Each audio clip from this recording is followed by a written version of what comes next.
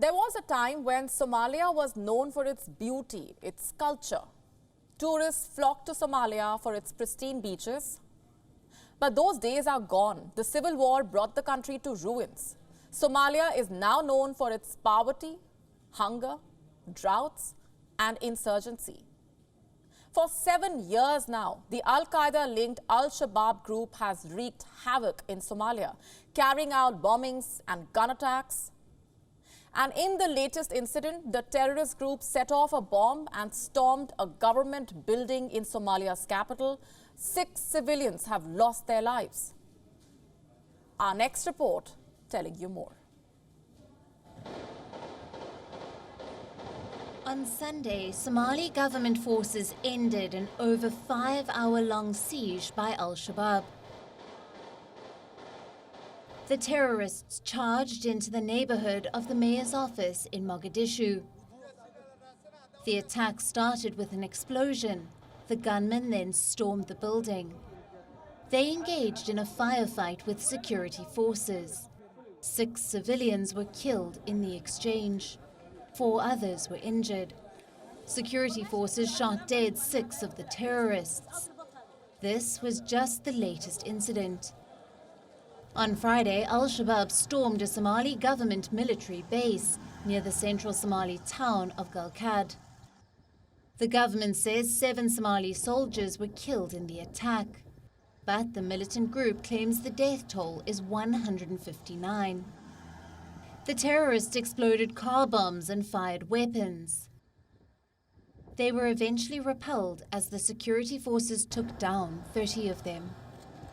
US Africa Command is calling the incident a collective self-defense strike. The base is located about 60 kilometers north of the capital Mogadishu. Government forces and allied clan militias had saved it from the Al-Shabaab's control in October.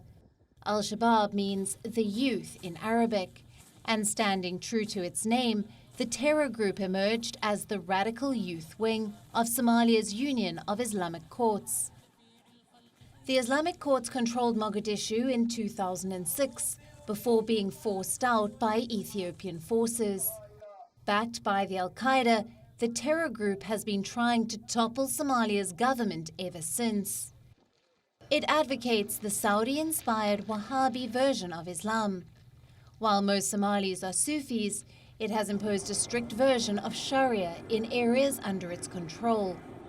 Under its rule, women accused of adultery are stoned to death.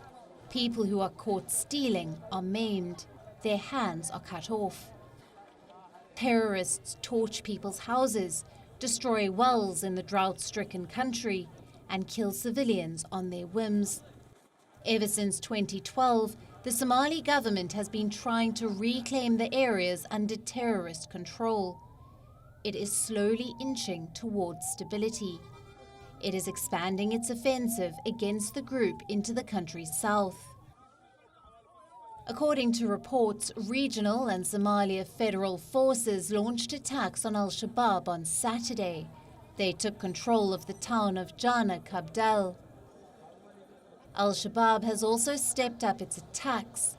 Bombings are becoming increasingly common in Somalia, and despite the government's attempt, the terror group's courts are gaining acceptance in some towns and villages.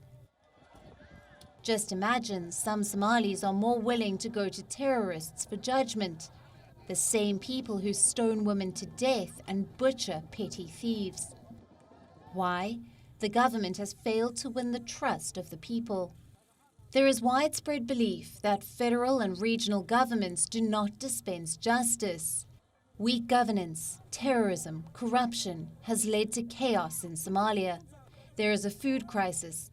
More than 200,000 Somalis are suffering from catastrophic food shortages. Hundreds of children have died in care centers due to hunger and malnutrition. Central parts of the country are on the brink of famine. Terror attacks are on the rise. Droughts have become prevalent. The once beautiful country is now one of the poorest nations in the Horn of Africa.